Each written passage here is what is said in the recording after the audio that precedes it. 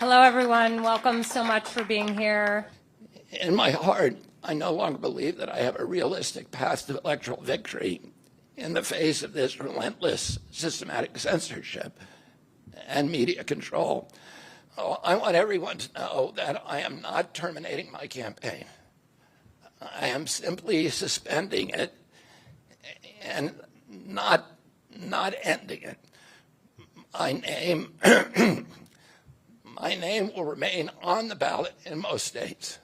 If you live in a blue state, you can vote for me without harming or helping President Trump or Vice President Harris. In red states, the same will apply. I encourage you to vote for me. In about 10 battleground states where my presence would be a spoiler, I'm going to remove my name. And I've already started that process and urge voters not to vote for me. It's with a sense of victory and not defeat that I'm suspending my campaign activities. Three great causes drove me to enter this race in the first place, primarily. And these are the principal causes that persuaded me to leave the Democratic Party and run as an independent. And now to throw my support to President Trump. The causes were free speech, the war in Ukraine, and the war on our children. Today, I'm here to tell you that I will not allow your efforts to go to waste. I'm here to tell you that I will leverage your tremendous accomplishments to serve the ideals that we share, the ideals of peace, of prosperity, of freedom, of health, all the ideals that motivated my campaign.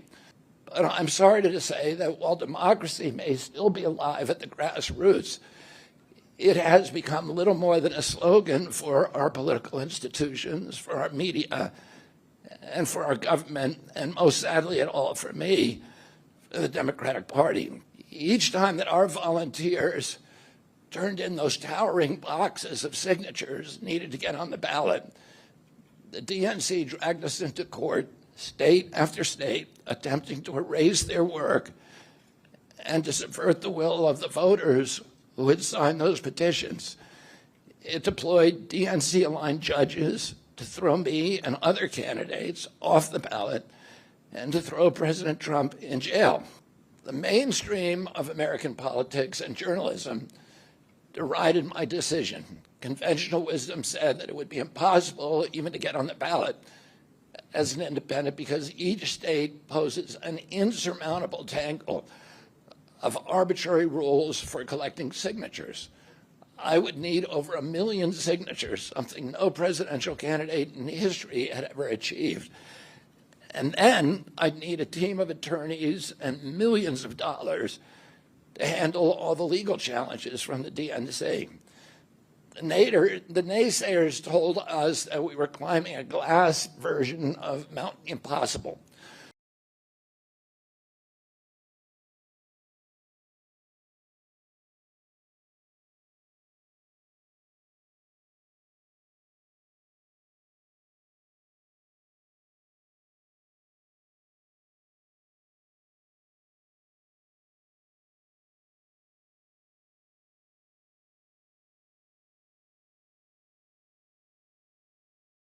People stop me everywhere at airports, at hotels and malls, on the street, and they remind me that this country is ready for a history-making change. They are ready to reclaim their freedom, their independence.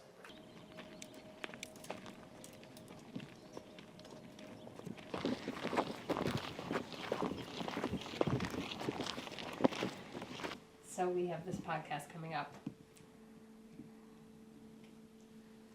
So this is one of the most interesting quotes that he said. All that's going to do is, first of all, make President Trump more popular because he becomes an embattled hero. But it also is really bad for the polarization of our country. I'm not a fan of President Trump's. I'm running against him. I intend to beat him in this election.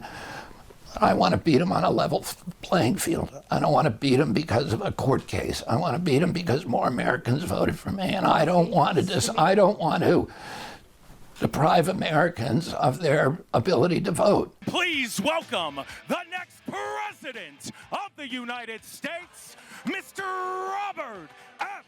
Kennedy Jr. That Bitcoin is a technology for freedom, for optimism, for independence, for democracy and transparency. It is the currency of hope. And it's true that President Trump has orange hair. And I can only admire him for that from afar. I'll never be able to match him on that. It's a really great start, but I have an orange heart, and that's what you should support. Thank you all very much, and God bless you.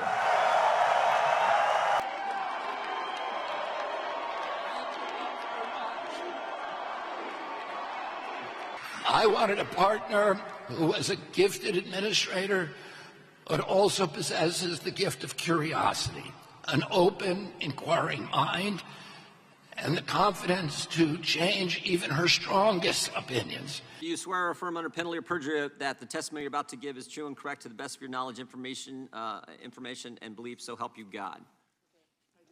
That film stated that COVID-19 vaccines do not work for Black children because of their, quote, kick-ass kind of immune system, that hyper, superhuman, subhuman kind of language.